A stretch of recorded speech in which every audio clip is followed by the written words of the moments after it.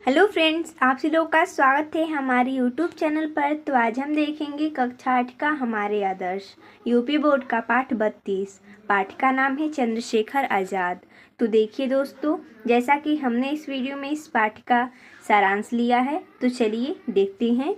अमर शहीद चंद्रशेखर आज़ाद का जन्म 23 जुलाई 1906 को अलीराजपुर जिले के भावरा ग्राम में हुआ था। इनके पिताजी का नाम पंडित सीताराम तिवारी मूल रूप से उन्नाव जिले यानी उत्तर प्रदेश के भद्रका गांव के रहने वाले थे। इनकी माता का नाम जगरानी देवी था।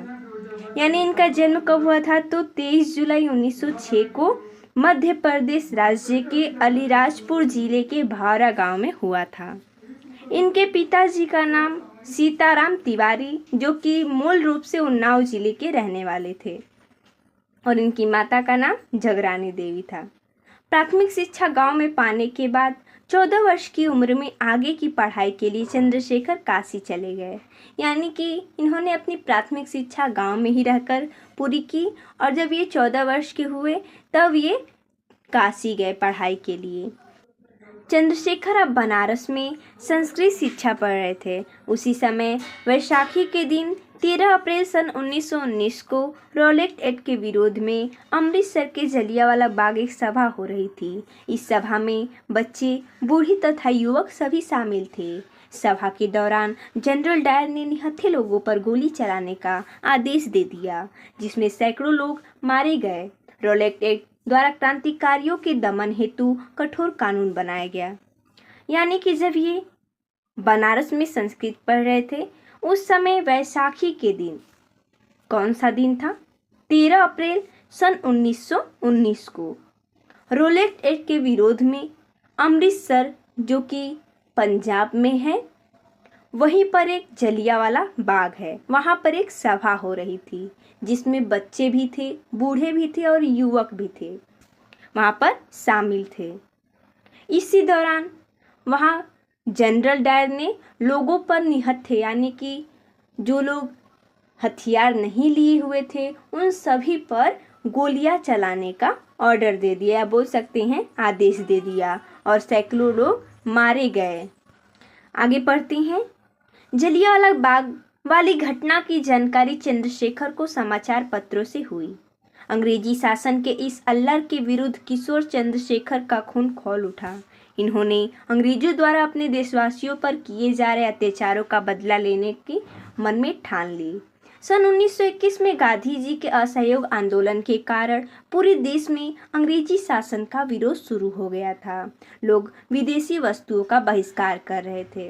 देखिए, जब 1921 में गांधी जी ने असहयोग आंदोलन, यानी कि जो अंग्रेजों की हम लोग सहयोग कर रहे हैं, उनके सामानों को खरीद रहे हैं, ये सब उनको सहयोग हम नहीं करेंगे, इसलिए इसका नाम रखा गया असहयोग आंदोलन, जो कि अंग्रेजों के शासन के विरोध में था।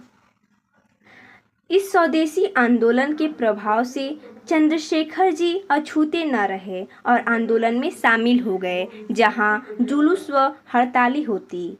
चंद्रशेखर वहां तत्काल पहुंच जाते। उस समय चंद्रशेखर की उम्र 16 वर्ष थी। देखिए, ये मात्र 16 वर्ष के थे, तभी ये जुलूसों में, हड़तालों में शामिल होने लगे। उस समय बनारस एक जुलूस का नेतृत्व करते समय चंद्रशेखर को अंग्रेज पुलिस ने गिरफ्तार कर लिया। अगले दिन चंद्रशेखर को मजिस्ट्रेट के सामने पेश किया गया। वहां मजिस्ट्रेट ने पूछा कि तुम्हारा नाम क्या है? उन्होंने जवाब दिया, आज़ाद। फिर मजिस्ट्रेट ने पूछा, तुम्हारे पिता का नाम क्या है? जवाब था, स्वतंत्रता। उसने चंद्रशेखर को 15 बेंतों की कठोर सजा सुनाई। इन्होंने हंसते हंसते व भारत माता की जय बोलते हुए 15 बेंतों की कठोर सजा झेली।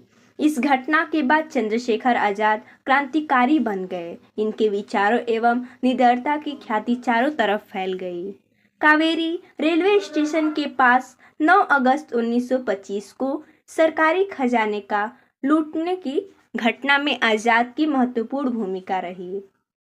इनके अधिकांश साथी पकड़े गए, कुछ लोगों को फांसी हुई, लेकिन आज़ाद रहे। साइमन कमीशन के विरोध में सन 1928 में हुए प्रदर्शन में पुलिस की मार से लाला लाजपत राय की मृत्यु हो गई।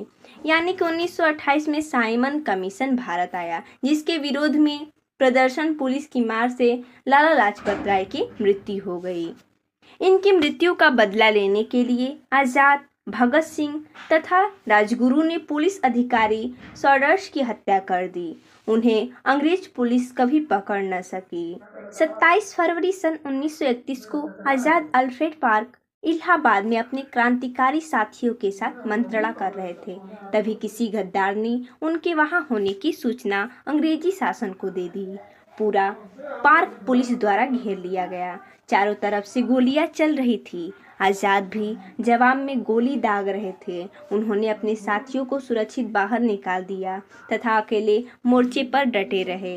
जब आज़ाद के पास एक ही गोली बची थी तो उन्होंने स्वयं ही अपनी कनपटी पर मार ली। घेरो पुलिस उनके खौफ से उनके पास नहीं आई।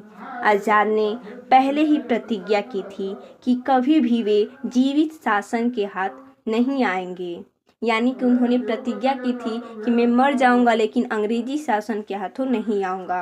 उन्होंने अपनी प्रतिज्ञा पूरी की। तो देखिए दोस्तों, जैसा कि हमने इस वीडियो में इस पाठ का सारांश देखा, तो मिलते हैं तब तक के लिए धन्यवाद दोस्तों।